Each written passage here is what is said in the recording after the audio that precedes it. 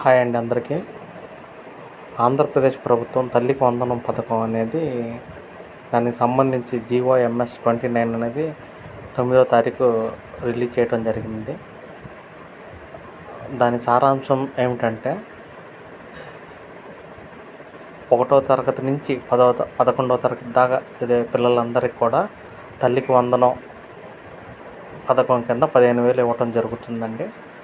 అయితే దానికి ప్రతి ఒక్క స్టూడెంట్కి ఆధార్ అనేది తప్పనిసరిగా ఉండాలి.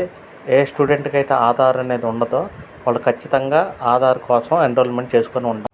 తల్లికి వందనం పథకం కింద 15,000 అమౌంట్ అనేది తల్లి యొక్క ఖాతాకి, బ్యాంక్ ఖాతాకి డైరెక్ట్గా గవర్నమెంటే జమ చేయడం జరుగుతుంది.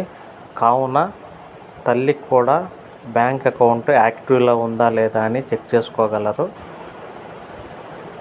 పిల్లలకి ఎవరికైతే ఆధార్ కార్డు ఇంతవరకు లేదో వాళ్ళకి ఆధార్ సెంటర్కి వెళ్ళి బాల ఆధార్ని తీసుకోగలరు.